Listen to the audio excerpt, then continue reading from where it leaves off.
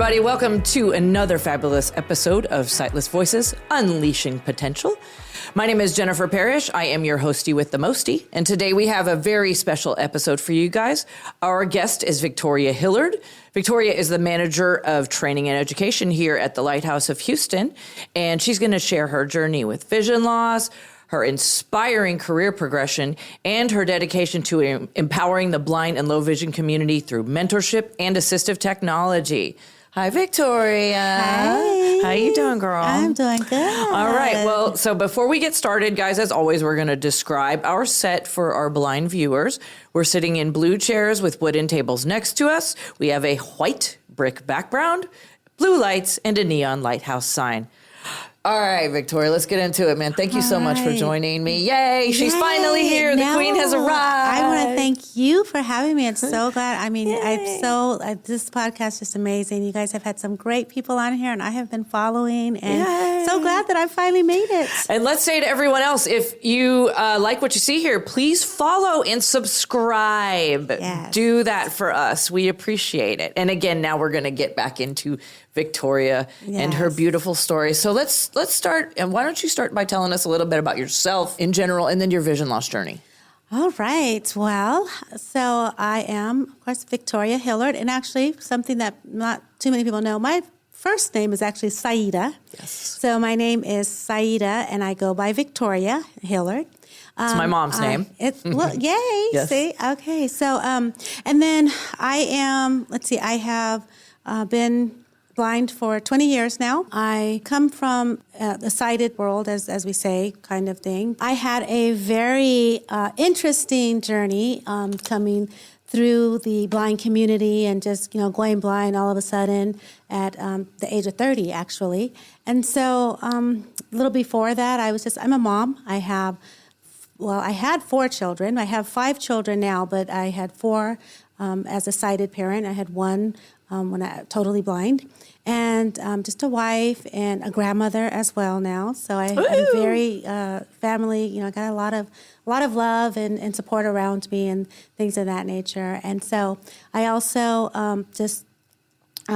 working professionally. I am now the manager of education and training here, but it took me a long journey to get here as well. I went to school. I did 2 degrees. I had a associates in psychology. That was a baby step to see if I can do it, because as a blind person, going to school is, it's not the easiest. No, ma'am. And so I said, well, if I can finish this 2-year degree, then, I can keep on going.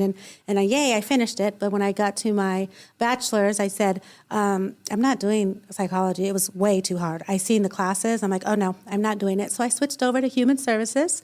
So I have a bachelor's degree in that and finished there. And then, did some entrepreneurial journeys and I had a successful development coaching business. I was a professional development coach for over 15 years. And that was for profit. Then stopped doing that and started doing it for my blind and visually impaired or low vision community. And so now offer that to the community at no cost and just want to empower by doing that for others. So a little bit about me. Awesome.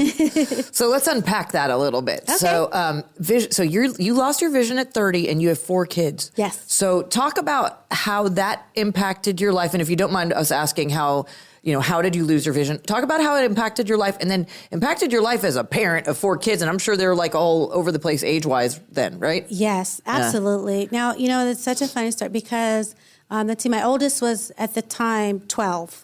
My youngest was 5. Wow. So and then in between it was 12, 11, 9, and or 7, something. See, don't get me to getting those numbers. It's too many of them. Okay. But the youngest was 5, and so it was when I went blind.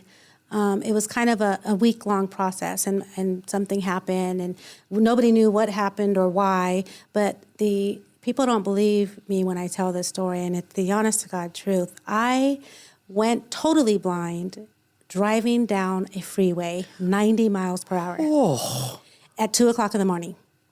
I was on the freeway driving. Now, I was already going through the what's going on with my vision. It just started getting worse and worse. Started with not being able to see the lights and things like that. And so I was that was within a couple of days. And then that final day when I was on the freeway at 2:00 in the morning, it just went black completely.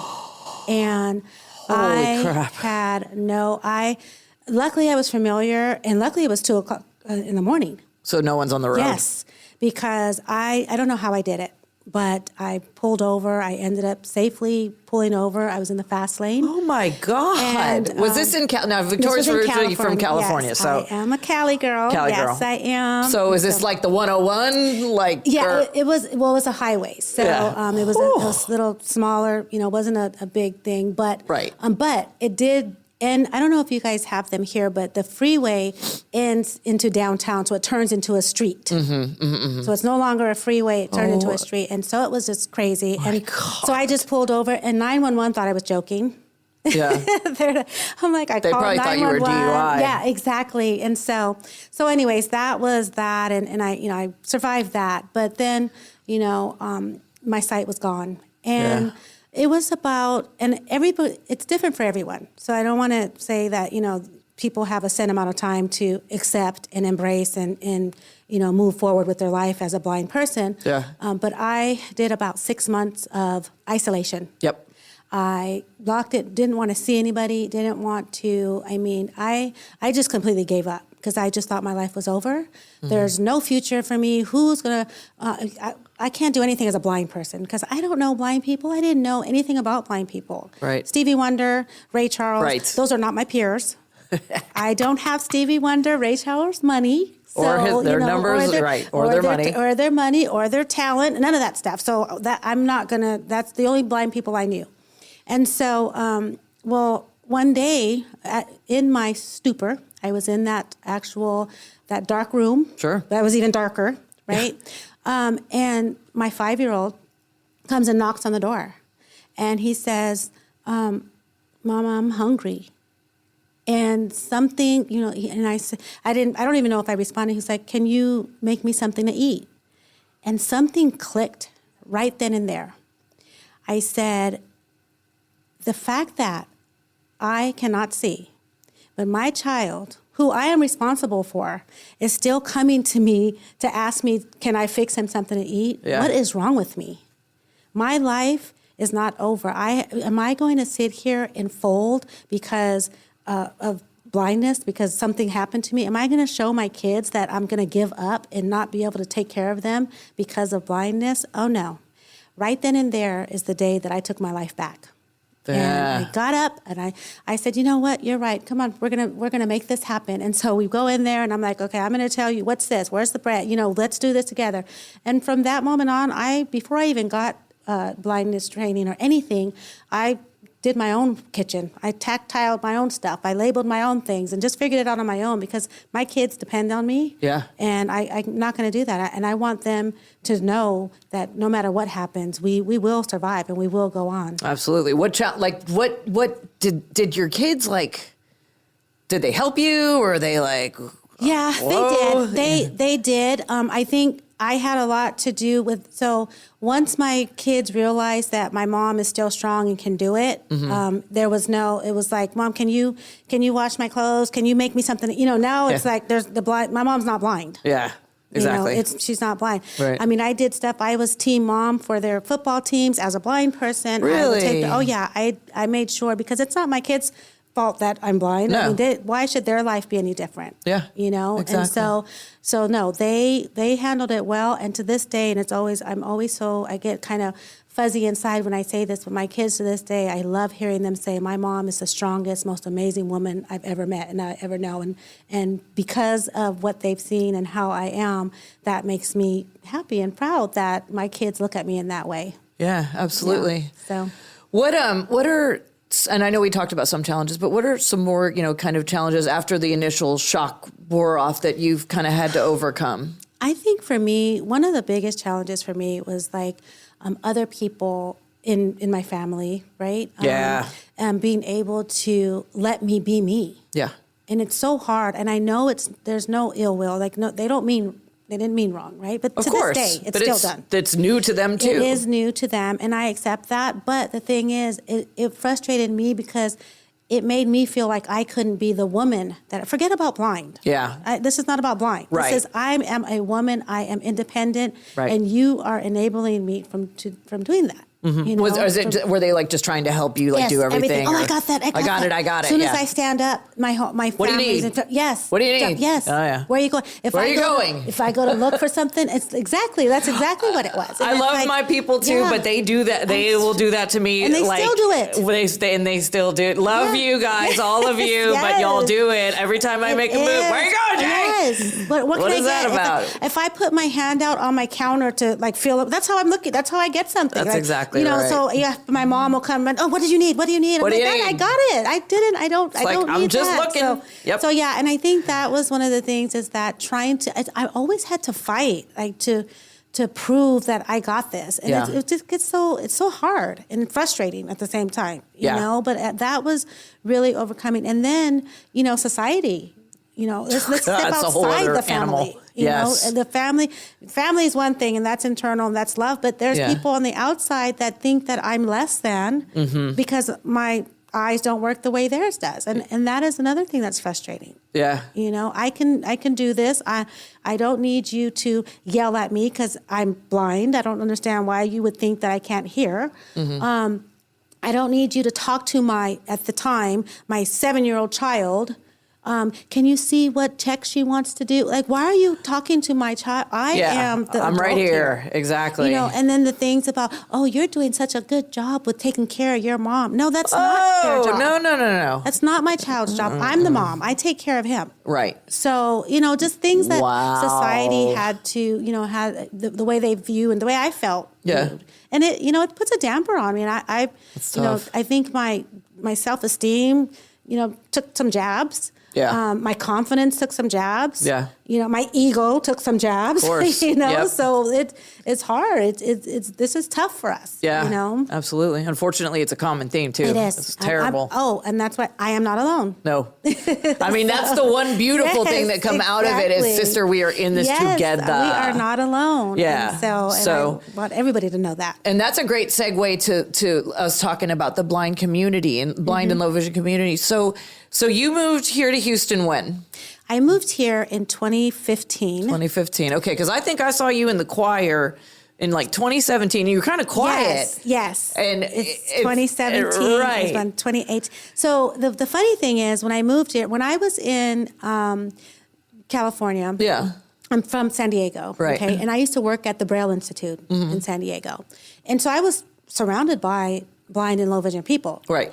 The thing is that it was an institute. They were not my peers. They were not people that didn't have the same interests, or it was a little bit different. And sometimes with those type of places, some people might have. And I was an instructor, so everybody that I knew, I was teaching. But some of them had other maybe cognitive issues or things like that. And so I was still felt so alone.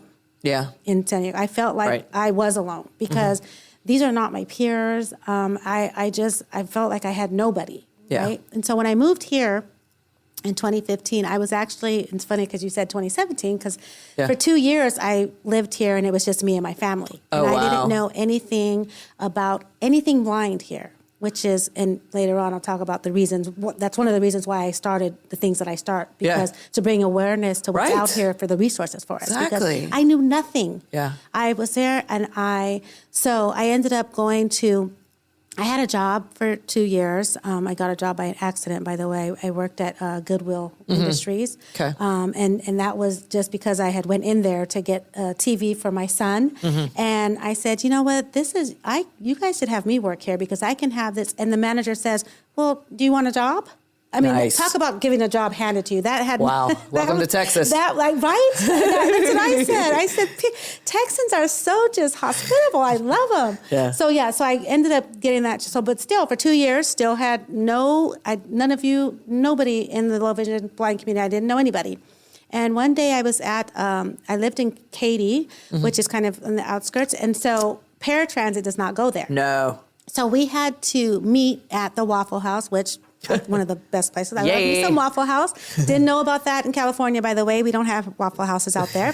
And so I'm sitting there at the booth eating breakfast, and then somebody else was in there, and it's almost like, if there's two blind people in there, it's like, hey, there's another blind person in here. Yeah. And so I met another person in there, and that was going to the exact same place. I was going to West Gray Multipurpose Center. Oh, wow. I was going to the exact same place, and he was like, hey, you're blind? And I'm like, yeah, you're blind. I mean, is this how we do it in Texas? We just walk around and meet blind people? And so when he brought me to the West Gray, we just happened to be going there at the same place, and I was introduced to blind people here. And from that moment on, and I will say my journeys was not as much as an independent, confident woman I thought I was. I had my own issues. I did not, I wouldn't carry my cane, by the way, for 12 years. Yep, I understand that cane too. shame. I did not use my cane. I didn't leave my house without a sighted person. Okay. And when I came out here, and I think I got around some people, and they said, oh, we're going to go to Walmart, or we're going to go to out to have lunch. And I'm like, so my question, of course, right, was, who's taking you guys? Right. And they're, who's taking us? What? I'm like, yeah, who's taking you? Like, we're taking ourselves. And jaw drop, by yourself? Right. Exactly. And I'm like, and so from there, I said, you know what? Okay, wait. So you guys do things by yourself? And to this day, when people ask me what is my biggest accomplishment, I will always say, one of my biggest accomplishments is when I went to Walmart by myself. I love no lie. I'm like, when I tell you, I have never felt so empowered. Yeah. Just because, I didn't have to wait for one of my kids to come take me, or wait for this. Yeah. I didn't have to wait I didn't have to ask anybody to go with me. Did you do shopper assistance? I like did. You guys? Yeah. I did. Yes. And my first experience was a great one. Because, they have some stories. They're with those, shaky. too. Yeah. They're shaky. That's a 50-50 We could do a whole chance. other podcast Yes, on that, exactly. too. Yeah. So just, thankfully I got such a good one. And now it's like, I would prefer to go to Walmart by myself, besides taking my 17-year-old, like, she stays on her phone. And right. She's not paying attention they don't anyway. Have it, Mom. They don't have it. I'm like, so this whole store doesn't have bread? Well, right. So, exactly. So I'd prefer to go by myself. But yeah, so those are, when I got here around this community, this Houston blind community is just so much, like, I don't know. I was so empowered, and it gave me so much hope, because I was starting to lose hope. We all go through that. Sometimes that depression might start kicking in, and we get those low moments, and and look around, and there's always something that can bring me back out of it. Yeah, absolutely. So, that's awesome. Yeah. How did you get involved in all the community stuff you're doing? Because you went from 0 to 9,000. I know. Holy I did. crap. I did. She's got her own podcast. She's in the Blind Professionals Network. Yeah, let's talk about all that. Yeah. Okay. So story time. I know, right? As if I haven't been running my mouth this whole time already, but that's okay. So when I first got here, and I seen that, I've just always been, when I was from San Diego, even while I was blind, I started a nonprofit organization for inner city young ladies between the ages of 5 and 17. That's awesome. And so I did that. That was like my blind comeback. Like, can I do it? Can I do it? Yeah. But it had nothing to do with blind people. But it was for girls, right? And so I started that nonprofit out there. And when I came out here, I said, Houston is huge, by the way. It's just huge. A little bit. It's huge. And so I was like, but, I knew everybody in San Diego was such a close-knit circle with, just with the girls and all that stuff. I said, but I really want to make a difference in those that I can relate with. And so from that, we started, it was me and a group of people, we started an organization called Blind Buddies. And that was so you started start. Blind Buddies. Yes, Okay. Because I kept yes. seeing these little social media things pop up every now and then. And I was like, who is this? That's cool. So that was me. So I co-founded that. And so we did that. I did that for 3 years. Mm-hmm. And then after doing, and that was just that opened my eyes to a lot of things, right? Mm-hmm. In the blind community, and how good that I can help others to feel that they can succeed and be successful in their blindness journey, right? Yeah. So after I did that for 3 years, I said, you know what? It's not enough. You get to a certain point where you want more. Yeah. Right? Yeah. And so that is when I founded the Blind Professionals Network. Yes. Shout out to BPN. Yes. And so important. And that's, oh my God, that's come a long way. Yes, it has. And starting out, it's just, it was on Zoom, by the Yeah. way. But Zoom, nobody knew about Zoom. I don't even know how I Until knew about COVID. Zoom. Right. I don't even know how in 2019, I was doing that on Zoom. Mm-hmm. But where Zoom came from, I can't remember. But, it was 40 people. Okay. Wow. 40 people. I'm like, that's, but again, my attitude is if I can help one person, that's enough for me, Yeah, right. So, but then COVID hit. Yeah. What happens when COVID hits? We are forced to be at home and have nothing to do. Right. Membership jumped from 40 to it was like 270. Yeah. Yeah. And so I did that and then just developed that and now have a good team with that and was doing that and my business coaching and all that, those things. And then I was doing work and still had a full-time job, by the way, During COVID? Yes. I was working Really? from home during COVID. Yes. Nice. I was a quality analyst. Nice. Yes. So I was doing that and then doing my own business, doing BPN. Was doing all that stuff. Yeah, and you and I and some other girls were involved in a little thing too. Yes. Yes, like we talked about doing our own podcast for a while. I was doing that. Yes. Exactly. So, I just have my hands in so many different things. You do. And so then, after that, I was, just kind of at a point where, just trying to decide where I wanted to go and how I can be a better value to our community. Yeah. Right. And so that's where actually the opportunity came here. And I was actually on the board for the Lighthouse. Right. For a year.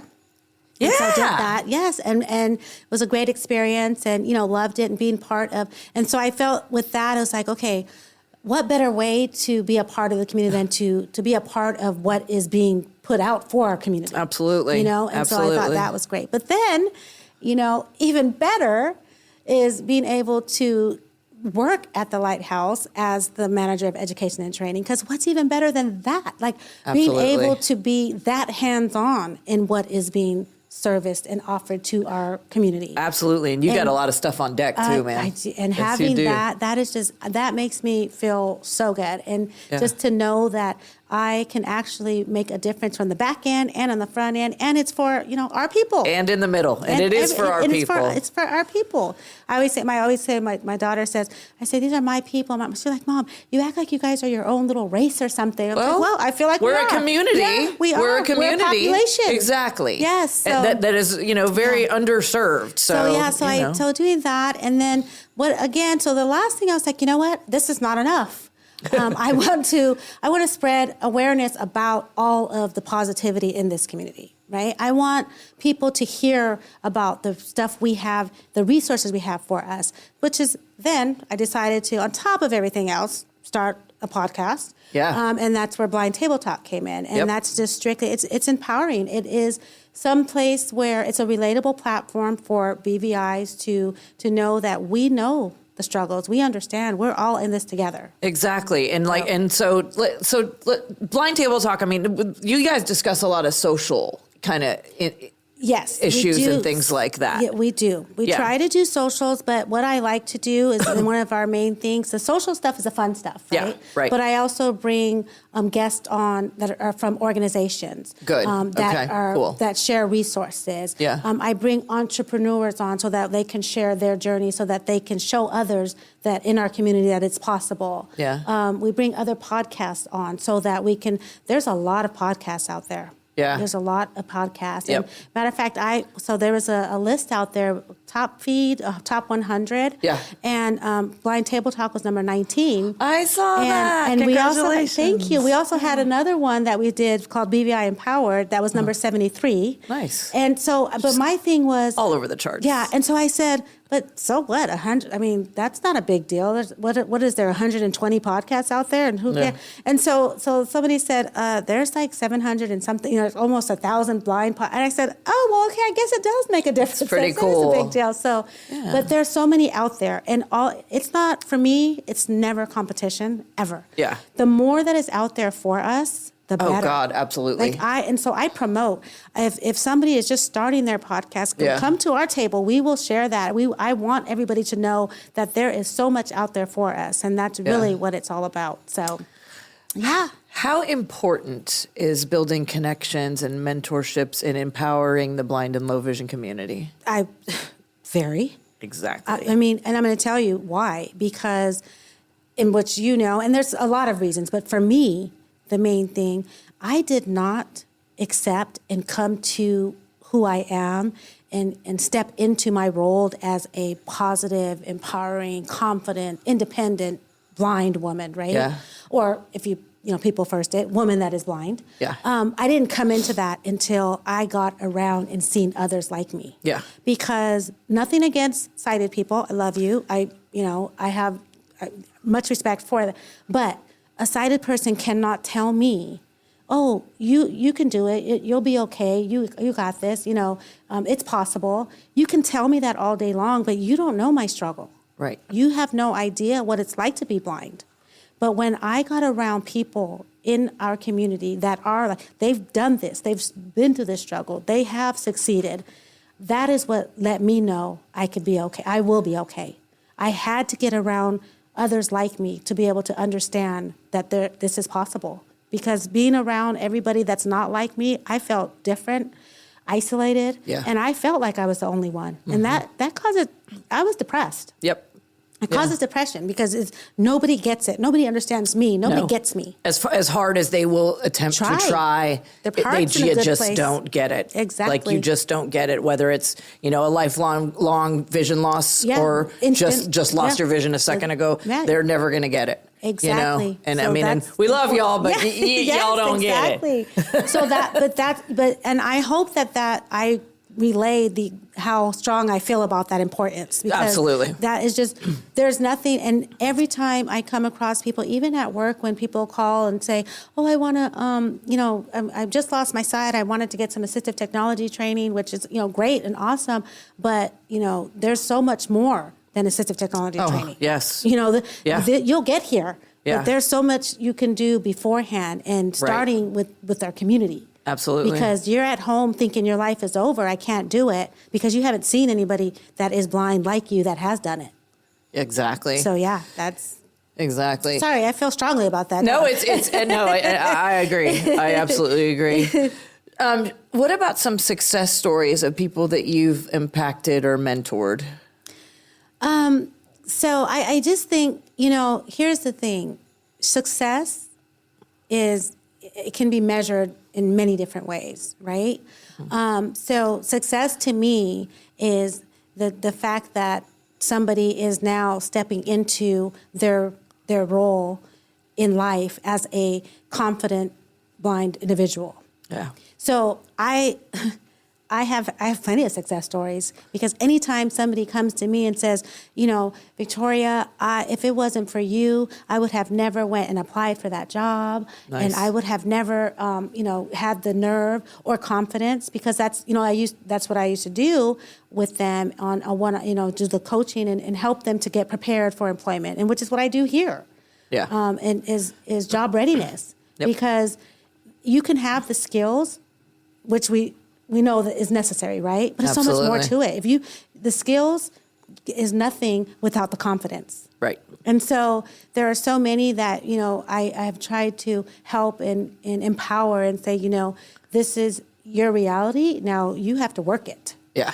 And so those are the kinds of success stories I like. Has anybody worked with me and went and made $10 million? No, but that's not. But they succeeded. Yeah, exactly. It's not what it's about for me. It's hard for blind folks to just succeed and it is. Have a job, go home and do their thing every day. I had one client who would not take paratransit by themselves. Oh, wow. And, and I said, I will come and do it with you the first time and go with you. And then the next time I'm going to have you meet me at lunch at a restaurant. And of course, the other thing was by ourselves, just two blind people, which, by the way, I do it all the time. But somebody who doesn't know. And when we set it up to meet at the restaurant, she got there and she just cried. And I'm not a crier. And I was like, oh, you're going to make me cry. But yeah, she cried. She said, I would have never done this if you had not encouraged me and gave me the strength that I needed. So I said, no, I didn't give you the strength. You gave yourself the strength. Exactly. You did this. Get on the proverbial horse. You. Yes. Yep. So yeah, that's how I rate my success. And those stories of the small ones, especially the ones that think that their life is over now, that they cannot see any longer. Yeah. But to have them, to show them that, oh, I could live a nice, full life. I just can't see. Exactly. So, yeah. We never have to drive. Right. Which, by the way, it's already, I hated driving when I could see. So. I feel like I would hate it, too. I'd probably be giving everybody the finger and all of it. Anyways, yes, whatever. Exactly. But, Victoria, thank you so much for joining us and sharing your experiences with us today. This has been an awesome conversation. Thank you for having me. I knew you were going to be such a great guest. Thank you. Thank you. Do you have any final tips or tricks or advice for someone who's newly blind or low vision, that could help them on their journey to independence? I think one of the main things, and I live by this, is I would never give advice that I don't live by, right? Yeah. Because it's so important to, live by what you preach. Yeah. But one of the things is to not give up. And I know that's said all the time. Don't give up. You can do it. Just keep trying. But no, for us as blind people, there's doors for employment. They're closed in your face way more than they're opened, right? Yep. But do not give up. I just keep on going, because if nothing else, at some point you're going to be as close to perfect as you can be at what you keep trying to do. And that is the best thing. I just never give up. And, we all go into our slumps, our moments, our depressions, our self-doubt. It's normal. We all do it. I've been blind 20 years. I still do it. Yep. But it's okay. Just know how to pull ourselves out and know that, keep that fight in you. It's absolutely okay to feel the feelings. It's absolutely okay. Definitely. And it's probably good for you, yeah, to it is. You're human. You're a human being, we're normal. Not a blind robot. Yes, exactly. So there you go. Yeah, there you go. And that's it. Just stay encouraged, stay empowered. I love that word, empowered. People say I overuse it all the time, but I don't care. Empowered. Exactly. Thank you, Victoria. You're welcome. Thank you. All right. Yes, your dedication to the community and the work you do with the Lighthouse of Houston is so inspiring, and we really appreciate you being here today. Thank you. To our listeners, hi guys. We hope you found this episode both informative and motivating. Remember, you can find more episodes of Sightless Voices, Unleashing Potential, proudly brought to you by the Lighthouse of Houston, on our YouTube channel or wherever you get your podcasts. Follow the Lighthouse of Houston on social media for updates. Until next time, take care of yourself and each other.